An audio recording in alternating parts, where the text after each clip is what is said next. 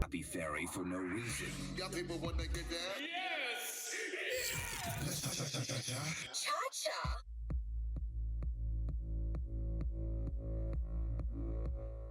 Good morning, Lagos. This is Bays 101.1 FM. My name is Chacha. Of course, you can call me the Happy Fairy, here with you every single morning from 6 a.m. up until we get to the hour of 10 in the beautiful city of Lagos. We do one thing and one thing only, making sure that you have the right mindset, you have the right start of the day, and of course, having great conversations with you. I've been screaming since yesterday, since today, all day, that I was having a special guest in the studio. Someone that, screams courage, resilience, strength. Someone that has inspired me for the past couple of days since I've been going through your page. I've been going through her page and been like, my goodness, if she can do it, I can, regardless of the situation. But I must say that I have the amazing Tolulope Dawodu in the studio. Good morning. Good morning. Welcome to the show. Welcome. Thanks for having me. There's your applause. Here you go. This is the look of strength. If they say, when somebody says that, you do not look like what you're going through. That's the true definition of Tolulope. If somebody outside should hear what is happening with you, it will be like, come on, will you keep quiet? See that, babe? See as you did set, walking around with, fly hair. Are you sure there's, are you sure? Are you sure? Are you sure? Are we? What are we talking about here? Are we in a pageant, or are we going to talk about? Welcome to the show. Let me know. Thank you. It's good to have you here. Yeah, thank you for having me. Now, I've gone through your Instagram page. I stumbled on it, and I was like, wait. I had to go down there again. Are you sure that this girl is, battling something? Is she a warrior, or is it just paparazzi? Because a lot of times when someone says they have an ailment, they have cancer, some people expect that they're laying down helpless, they're not strong or fit to do anything. But I see you moving around. I see you spreading the word, spreading awareness for breast cancer. Again, thank you so much for joining me on the show. Thank you for having me. Now, I would love to know, you already told me you're a 27-year-old single mom diagnosed of breast cancer, currently battling it. What was it like, your first diagnosis? First of all, tell us about you. Okay, so my name is Tolulope. I'm a single mom, 27-year-old, and I'm a stage 2 breast cancer warrior. Still, no, I like to call myself a survivor, but I'm still in active treatment. You are. And how has it been so far? Honestly, it hasn't been easy. It's been hard, but at the same time, it's been, I don't know how to put it, but through this journey, I've found my strengths. It's like a whole new me has been unlocked. Before my diagnosis, I used to be an introvert. Like, I used to be someone that used to stay inside out with. I don't like to get mixed up with people and all of that. But since I got diagnosed, I found my voice. I've learned to speak up and, just network with people, meet people more, go out more, basically. It was a life-changing moment for you. Yes.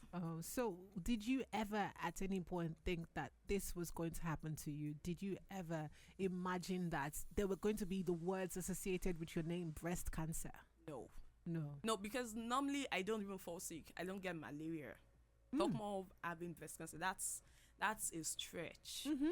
I don't fall sick. So even when I found the lump in my breast, I had my suspicions. I was scared. That was one of the reasons why I didn't go to the hospital early. Because I noticed the lump in my breast around May, June, or thereabout. Yeah. So, but I was scared. My mom would fight me and say, go to the hospital. But I didn't want to because subconsciously I suspected that it might be, but I just wasn't ready to, go to the hospital, because going to the hospital and getting the diagnosis and all that would mean stamped. Yes. Yeah. So I was not ready for it until it started protruding. The lump got bigger and painful, and the skin around it got darker and all of that. So I got scared and I started falling sick. Oh no! And my mom was like, "Are you sure it's not this thing that is making you sick?" So. Was it something that you were hiding? So one of the reasons why I'm very not concerned about breast cancer and I'm pushing the awareness is because I've had a scare in the past where I was on the phone with someone. I like to say the story over and over. I was on the phone with someone and for some reason my hand was up and then I touched my side breast and I felt a lump and I was like, what is this? So I went to the hospital. They told me to come back again. I checked again. They said it was a second one. I had to get surgery to take it out, and they said it was benign at that time. So I've always thought about it. What if I'd let it stay? What if I'd not checked? What if I just being the normal me to just let it be like that? But for you, you saw it. Were those the only signs that you saw in the beginning? Yeah, it was just that. It was the lump. The lump was very small at first. It was as small as an orange seed. Like it was that tiny. But then over time it grew. It continued to grow bigger until it got very. I'm sure if I had left it for about a month or 2 months before I went to the hospital, something else might have happened. Oh no. Did you think that it was just going to go away? Did you think that, it was just a phase? Yeah, I hoped. You hoped it was. Yes. Okay. We're here to connect with you. We want to know more about you. We want to spread the word because, this is a story people overlook. People don't really talk about this, but we're on this on the show. I'm going to stretch more time to speak about this. Now, how did you, in the past, balance work, family, and your career, and how are you doing that now? When I got diagnosed after my surgery, because I had my surgery almost immediately after my diagnosis. After my surgery, and then when I had my surgery, I thought it was just going to be surgery and then chemotherapy. That it was just going to be that, and then I can, move on afterwards. But when I got my diagnosis, had my surgery, and then had my immunohistochemistry test results, it told me the exact type of cancer I was battling. And I got to know that the type of cancer I was battling was very expensive. Is very expensive. Initially, I thought I and my family would be able to handle it, like at most maybe 2 million naira or thereabouts. I was like, okay, God would handle it. But then I got the test results, went to the hospital, and they said I'll be getting chemotherapy, getting targeted therapy, the injections. As at then, that was January, was 400 and something thousand naira. I was going to be taking 18 doses of it. Then I was like, what? Wow. So when I did the whole calculation, it was summing up to over 11 million naira. Oh, wow. And I was like, what? In fact, when I got it, I remember I kept saying, this is a death sentence. I thought I was going to say, because where in the world, how would I raise that amount of money? So one night I was sleeping and I just decided to, post the whole thing online, social media, just to raise money. After I raised the money, no, I didn't raise everything. I raised maybe like 2 million or thereabouts within about 5 days. I could not go out. Oh, I isolated myself because I was ashamed. You why? know? Because people see me. Normally, I don't post on social media. I don't do social media. Before my diagnosis, I don't. The only reason I use Instagram is just to read news and see what's happening. I don't use social media. So me posting that out there, especially in my vicinity, people know me. And then my workplace, I isolated myself. I didn't come out of my house for almost a month, if not up to a month. I didn't step outside of my house. Oh, wow. Just my balcony and back inside. I didn't step out. So I isolated myself. And thank God my boss is an amazing person. So most of my work is done remotely. Right? So I don't necessarily have to go outside. But if there's anything I need to do, I just talk to my boss, okay, this and this and this, and he sent someone else to do it. Right. And I didn't go to church either. I isolated myself. Oh, wow. I would have thought that's the period where you would have held on to God and said, you know what, I'm going to kabash. No, I didn't go to church because, no. My church is very big. People know me in church. And my mom would go to church and my mom would come back and tell me, oh, so person said they saw your flyer on Facebook. They saw your video. So I can't imagine, because I'll cry, I'll just break down. If you come to me and say, oh, Tolu, I saw this online, I would not even be able to talk. I'll just break down. I'll start crying. Right. So I avoided people until I think the second or third month. That was when I started going out. I just was like, you know what, fuck it. And I just started going out. It was bit by bits. I would go out and make sure. I'm someone that likes to look good. I like to, regardless of whatever I'm going through. But then I didn't want people to think that I thought they said this person was sick. Why is she wearing a wig? Why is she this? So I'll go out, I'll tie a scarf on my head, and You wanted to look the part. Yes. But afterwards, something just switched in me. I was like, let me show my strengths. So I changed and I started going out more. I started going back to church and I started going to work too. I have a superwoman that's our special guest today. Again, we give her another applause because this woman doesn't know it, but she's inspired me. I've had times when I see myself personally and I'm like, I'm too tired to do something. I'm too tired to keep it moving. I'm too tired. But there's nothing wrong. But then I see you pushing. I see you thriving. I see you trying to spread the word of something you're passionate about, and it's ignited a flame in me. I'm like, if Tolulope can do it, Chacha can do it as well. So I gotta pick myself up and say, you move regardless of your situation. You look beautiful. You look amazing. You look, if I see your rosy cheeks, like nothing spoiled. But Tolulope, please share with us, because a lot of people do not know the feeling. We all hear breast cancer. We all hear different diseases, ailments, and sicknesses, but we don't know exactly how it feels. And you're sharing your story across several platforms. You're here today to tell us about that. Please let me know what the feeling was when you first heard this is cancer. How exactly did you feel? Did your heart drop, or were you in denial?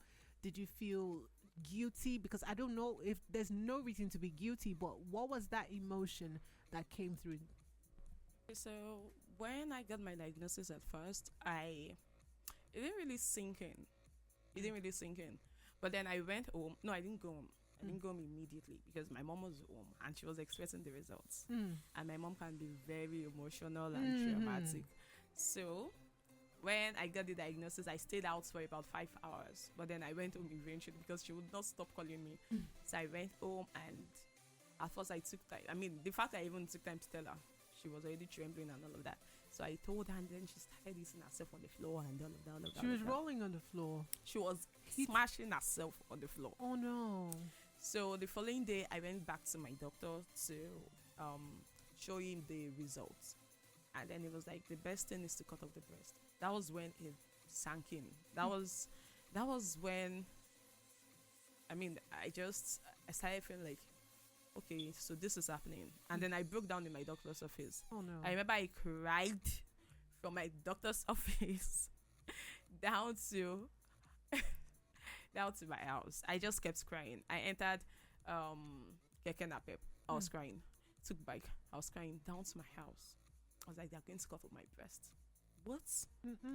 I kept, I was imagining how would life be with, even a woman that has two breasts, that is beautiful, sexy, and all of that, it's difficult for them to find a spouse. Talk more of a woman with one breast. In fact, it felt like my whole world was crashing down. It was very difficult for me. But then and then my doctor said it's either your breast or your life. Oh. So, I have a son. I want to leave. That's one reason for me to leave. So I remember I got home and I told my mom, I don't want to hear, let's go to the church. Or let's go to somewhere where they sell herbs or whatever. I told my mom, I don't want to hear it. Let's just go through conventional treatments. I locked up immediately. I was like, okay, let me do this. Right. Since it had to do with my life. And I wanted to leave. So I was like, okay, let's just do it. So you're saying that your son was the reason that gave you that push to overcome that shock. Was there anything else that you did? Were you talking to people? You said you locked up, you stayed indoors for like 2 months. Were there friends around you supporting? Were there people that you were holding on to, or did you still keep to yourself? The only people I was talking to was at the time, my boyfriend and my mom and my siblings. Yeah. How did they take it? It was painful, but they were very supportive. They were treating you like an egg. They were treating you like tata. Yes. They said, don't walk, don't move. Did you like how they were treating you, or were you like, I beg, leave me, this is just what's happening? Not really, because my mom can be, my mom, mothers. Yeah, so And at times she'd even look at me and start crying, and I'll be like, I don't understand. Is it your breast that they are cutting? I mean, what is it? What's going on? Do you know? Now let's move on to what the treatment process is like.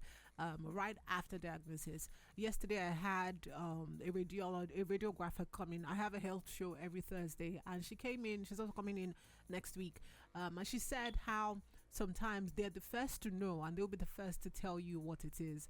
She mentioned that she cries sometimes when she tells people, when she sees, stages that have gone too late, that it gets to them as well. But luckily yours wasn't stage 2. Was that when you found out? No, it was in stage 1. It was in stage 1. So does it graduate? Yeah, it does. Okay, so is it that it's going to stop at some point, or when it gets to the end? I don't know. What is the dynamics like?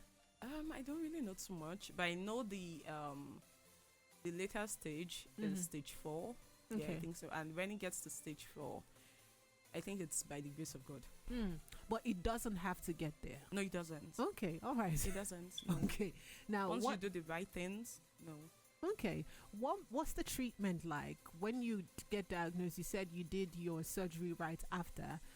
Do you have to go through medications? Do you just have to go? What is it like? Take us through Okay, that. so the treatment regimen is different for everybody. It's not the same. It's not a one size fits all. In my case, I had surgery first. After surgery, a month after, I had chemo.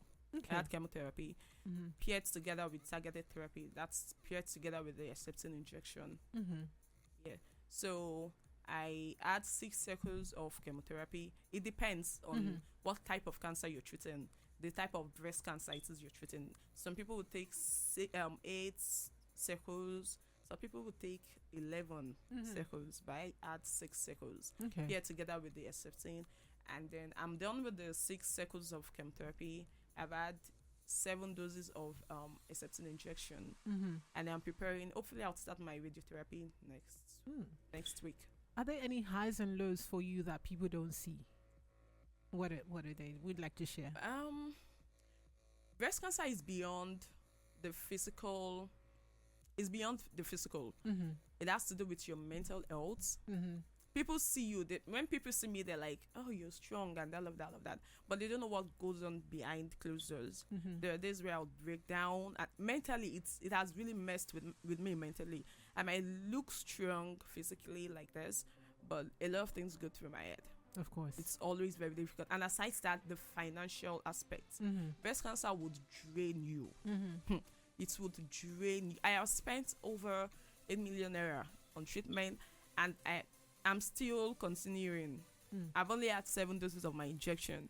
I have more to go. I'm taking 18 doses of those injections. How do you raise these funds? Online. Okay. Nigerians are so kind, honestly. I didn't know people can be so kind.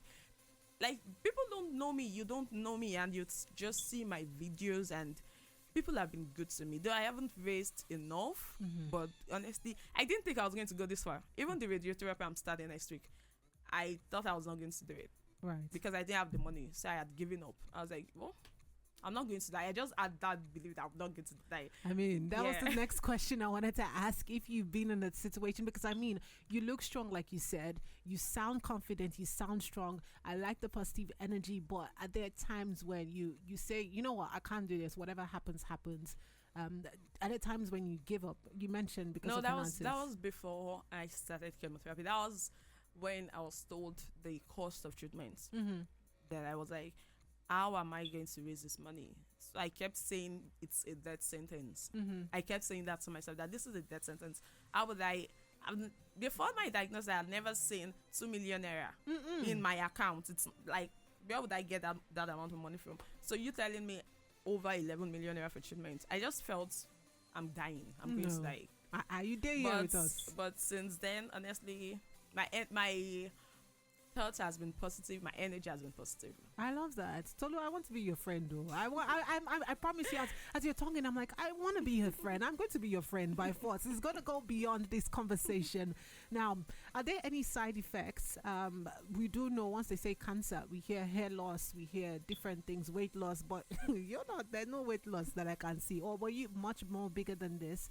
Was there, is there any side effects that has been very constant? Okay, so it's not cancer itself that causes LOs. Okay. It's the treatment. Okay.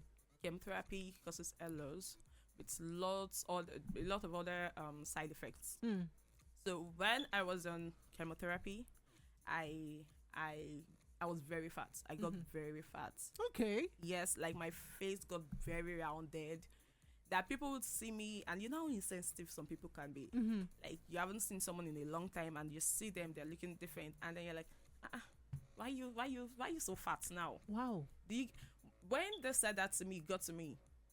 I'll just smile, but when I get home, I'll feel bad. I'll break down and cry.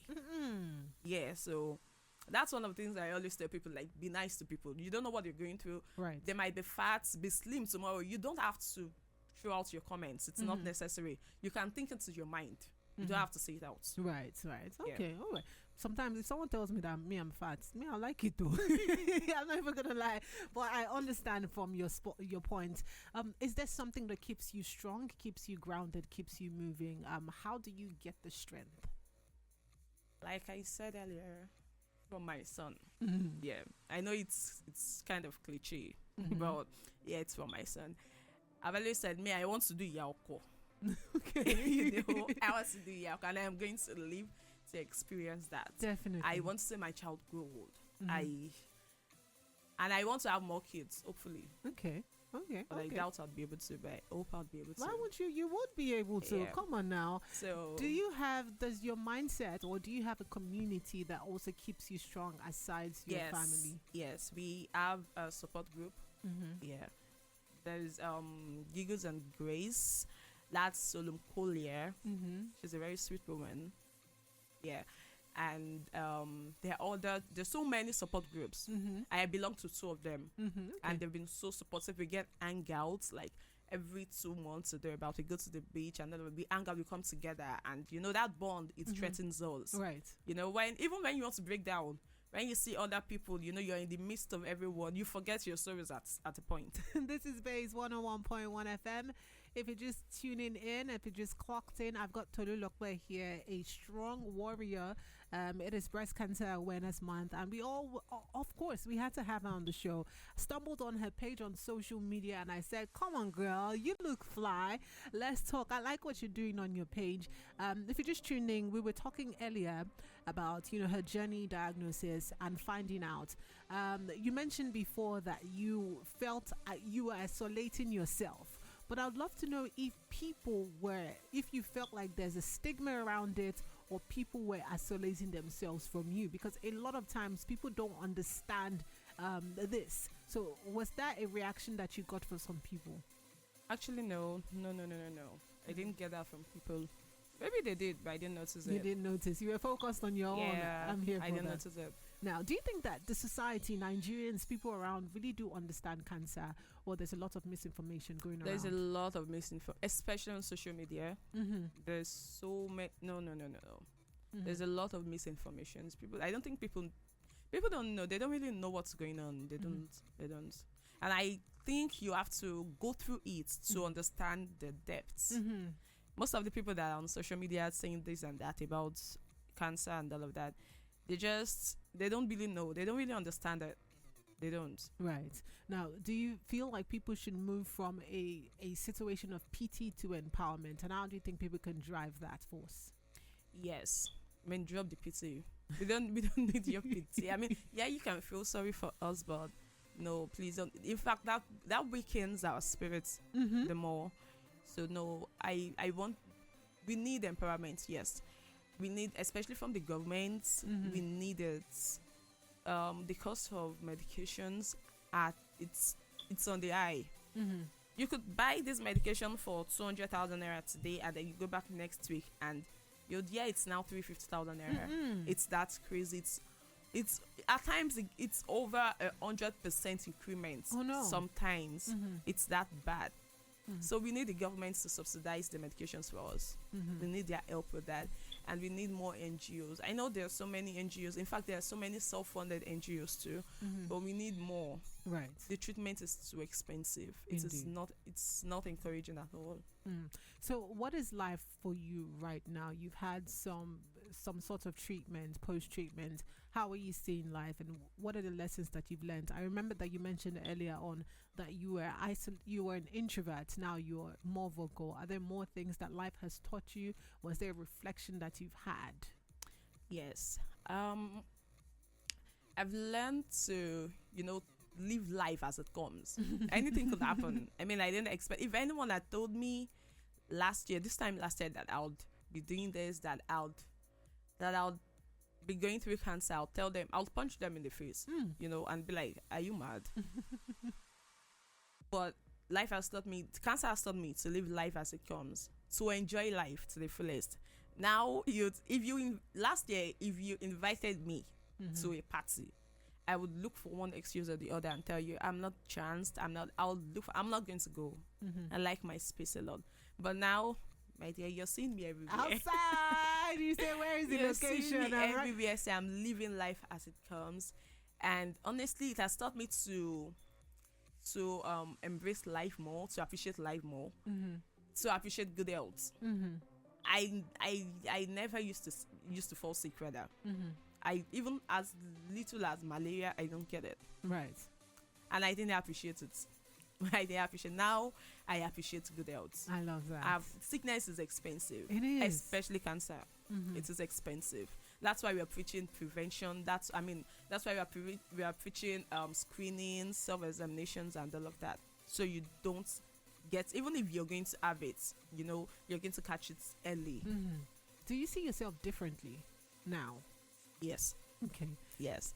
Okay. Now, I also would love to know if the priorities that you had in the past has changed and what matters to you right now.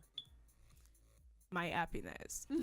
Yeah, if it's not adding value to my life, if it's not giving me happiness, I'm letting it go. What is that message you want to send to other warriors currently? Cancer is not a death sentence.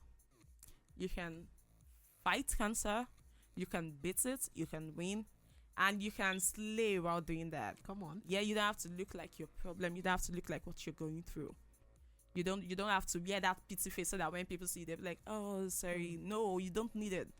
Let that strength. In fact, let them drive. Like my mom says, my mom would tell me, "Oh, Nirono," in Yoruba. That means I don't know how to say it in English, but Yoruba people would understand. "Oh, Nirono," because I'm even in church, I'm always dancing. Because I'm a Celestian, and when it comes to Celeste, people know that dancing and singing is our thing. So I'm always dancing in church, and people would even meet my mom and be like, "Is that not Tolu dancing?" I always say that is how. You get? So don't come to me and be like, "Oh, I'm so sorry, I don't like it, I don't want it." Okay. I want people to judge strengths from me. Yeah, that's what I want. I love that. You've become a voice for awareness. What really motivated you to speak publicly? I don't know if every warrior is speaking publicly or people are battling it themselves. What prompted you? Because not everyone will say, "Let me share my story," Yes. but you're in the front line sharing yours. I wish I had people talk. I wish I had heard and known about breast cancer before I had this. I didn't know anything about breast cancer. In fact, I thought breast cancer was only for old women. I thought it's only old women that would get breast cancer. I thought, because my mom used to have a late friend that died of breast cancer. So I used to think it was maybe at most 40, 50, 60. I didn't know. And I have never heard any campaign about breast cancer. Never. So I want people to hear it from me. Right. I want to create the awareness. I want people to know what to do.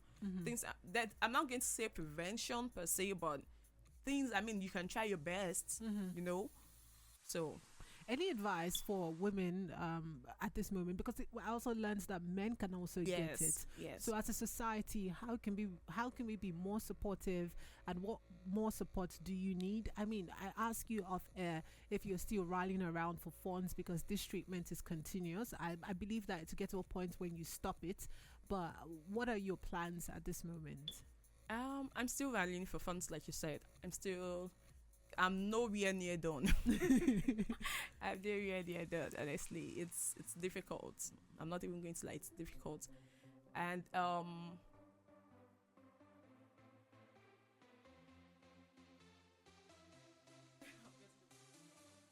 on. I asked, I said, what is your position right now? What are your plans? I mean, this is a current war. This is a fight that we're putting hands together. How can people come around you? What support do you need? And what message do you want to pass out as we're wrapping this up? Okay, so the support every cancer warrior needs. Honestly, we need money. That's the honest truth. We need money. We cannot fight it alone. We cannot fight this fight alone. And we need more cancer centers. I think there's only, just one. Okay, two. We have lawsuits and loot. Okay, there are other ones. But honestly, we need our medications subsidized. We need money. If you can support it in any way, even you're as little as 500 naira, it will go a long way because we cannot do it on our own. Very well. We cannot. And aside that, even if you don't have the money, please be kind to us. And you don't have. I know. I've heard of, from some people, from other warriors, that their husbands would neglect them, their family would neglect them while they're going through this. You don't have to do that. Be nice to people, please. Because I've gotten to know that even the sickness, before the sickness kills people, it's the reaction they get from people that will push them into depression. And that alone could kill before the cancer itself. Well, so please be kind to people, be nice to people, support, even if it's just a hug. Hug them. I have plenty of hugs to give you. Hug them. Just let them know, let them feel your presence and know that they're not doing this alone. And to every cancer warriors out there, please, you're not alone. You're not fighting this fight alone. We are all together. We are sisters. This thing has made us sisters. We might not be related by blood, but this has really brought us together, and we are stronger together. Please don't ever think you're fighting this alone.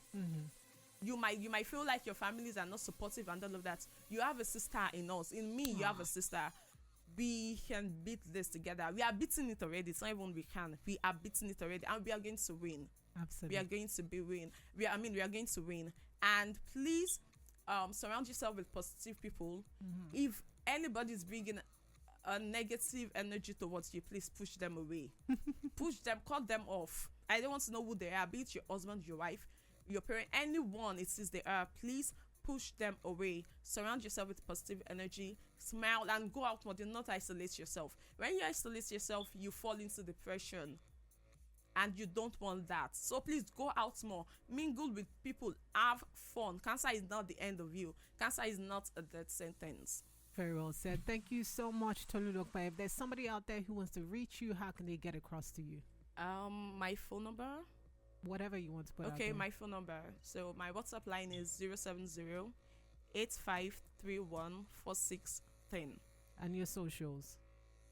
Tolulope _Dawodu on Instagram. All right. Thank you so much. I really do applaud you, and I feel very honored that you shared your time with me today. And we're going to keep amplifying this campaign and this awareness that we have going on. And promise me we're going to be friends, because not that you live here now and just say, No. All right. Thank you so much, Tolulope. Thank you for having me. This is Base 101.1 FM, Lagos City. Thank you again. My name is Chacha. You can call me the Happy Fairy.